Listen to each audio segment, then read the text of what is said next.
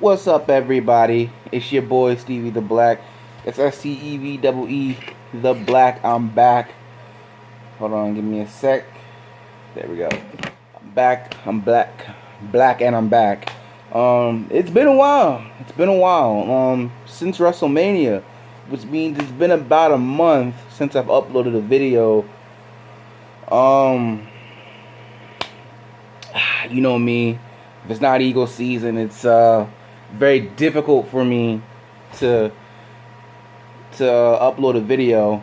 But after what just went down, I had to come back, and I got a couple videos that I gotta do, guys. So without further ado, let's get into it. So today's video is about the process. It's about the 76ers and that devastating loss to the Boston Celtics. The Boston fans got their revenge. We beat them in the Super Bowl. They beat us in the second round of the playoffs. Look, I have never learned to hate a team. Hate is a very strong word. Dislike a team than I do the Boston Celtics. Like, I see Al Horford and Marcus Smart and Jason Tatum, and I want to fight them. I want to fight them. Like, it makes me feel that way just because of how, and I think it's just because of how bad the Sixers perform. And quite honestly, look, they're a great team. They're a young team. But honestly, I think it was just a better coach team. Brad Stevens is a better coach than Brett Brown. And that's who I honestly blame for the Sixers, the reason why the Sixers lost this series. Because I had the Sixers winning in 6, right? 6 games. I mean, look at this series. They weren't ready to play game 1. Game 2, they had a 22-point lead, about to go into halftime, about 3 minutes left. And then the Celtics go on their run, and Brett Brown doesn't call a timeout or make any changes. He just lets it happen. Then also, in that very same game, they were up maybe, 4 points? But like 2 minutes left, you mean to tell me you can't take that home? Game 3, back and forth, up by like 4 points with 1:09. You can't close the deal? And then bad passes and turnovers, and oh my God. And then the same thing in game 5. They were up 2 points or 4 points with like 2 minutes left. They were doing it. And again, it was literally the same mistakes in games 2, 3, and 5. It was the same mistakes. The same mistakes. And I'm sitting here and I'm going, how could you possibly make the same mistake in all 3 games? That makes no sense. Makes absolutely no sense whatsoever. Oh my God. And look, even if the Sixers had won game 5, right? I believe they would have won game 6. But then with game 7 being back in Boston, I just don't think they would have won. I just don't. And even if they had won and got to the Eastern Conference Finals, they would have been worn out. Just to get out of the 3-0 hole, they would have been worn out because they gave everything they had to beat the Boston Celtics. They would have been worn out, and the Cavs would have won. So I'm just sitting here and I'm just like, man, so it could have been. Look, I thought the Sixers were good enough to get to the finals. I didn't think they were going to win, but I thought they were good enough to at least get to the finals. And it just, oh God, this is a good team. It was. I said at the beginning of the season, I said that they were going to win, that they were going to make it to the playoffs. I said they were good enough to do that. Joel Embiid, Ben Simmons, they were going to do it. And they won 52 games. And they were looking strong at the end of the season. Despite, look, they don't make the schedule, who they face. They did beat the Cavs, but come on now. Like,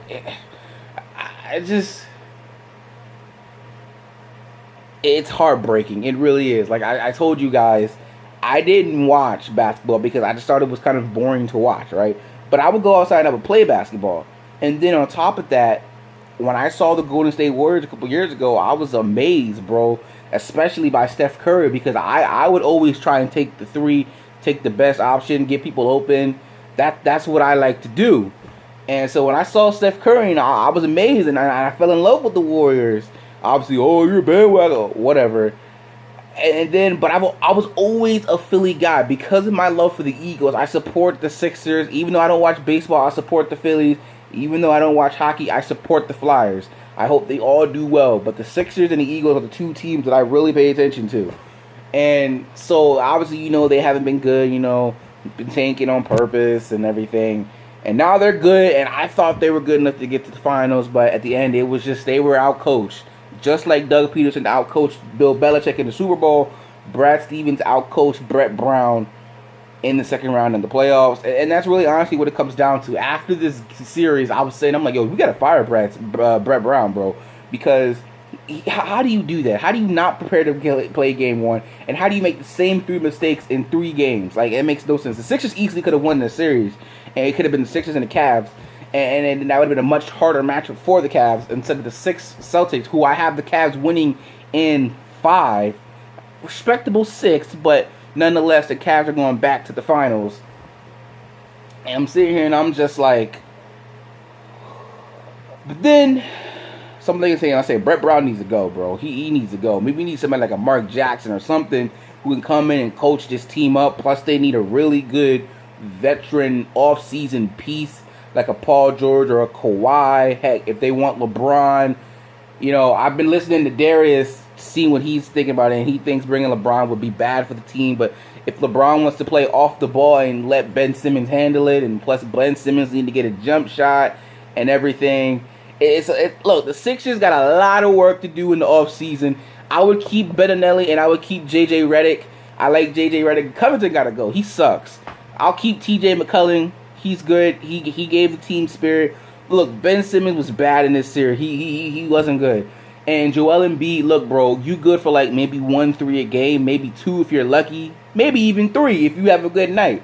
But you ain't Steph Curry, bro. You not even James. You not even LeBron James. And LeBron James ain't a good 3-point shooter. Okay, he alright. So it's like, take 3 minimum a game. Like, you don't even making these jumpers. But obviously Ben Simmons need to get a shot. There's a lot of work to do, but the future is bright. I hate when people say, oh, the future is bright. They're gonna be a tough team to beat in the future. I hate when people say that, bro. Like, I'm like, yeah, it's true, but I don't want to hear that, because that means we're not where the action needs to be. But back to the whole Brett Brown. Would I fire him? That was my initial reaction, to let him go and get a new coach. But then I thought back to those reigning, defending, undisputed Super Bowl champions, and you see I'm wearing the Philly special Clement to Burton to Foles touchdown shirt. I got it for my birthday.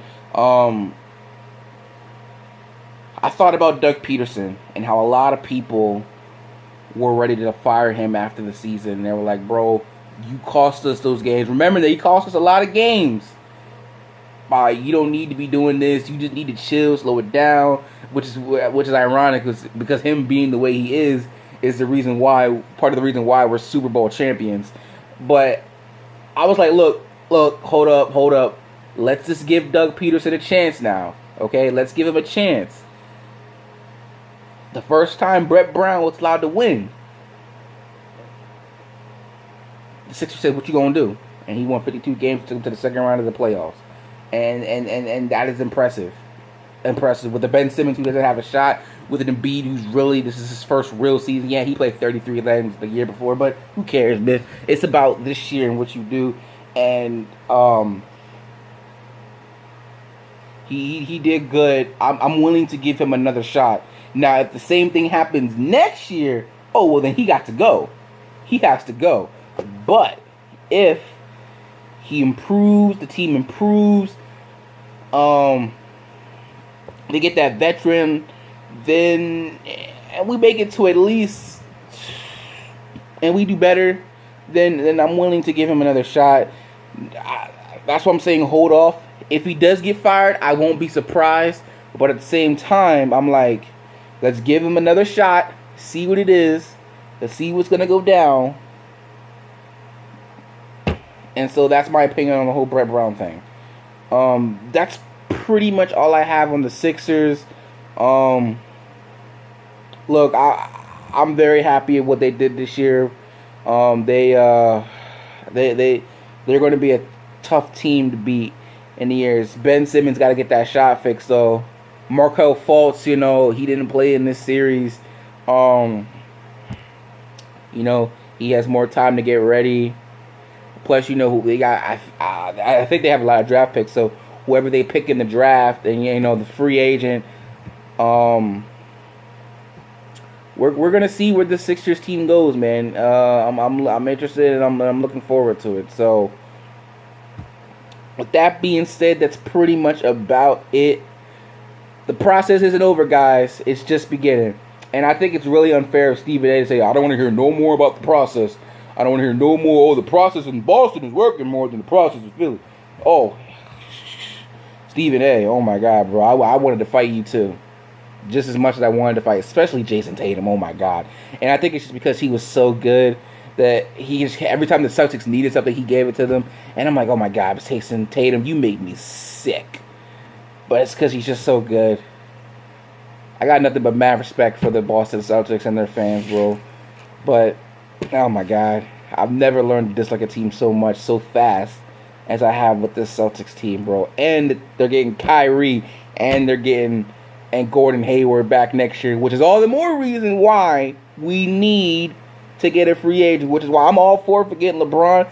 But if we don't get LeBron, maybe we can work something out with the Spurs and get Kawhi, or we can get Paul George, somebody who can come on here and make a difference to put us over that hump.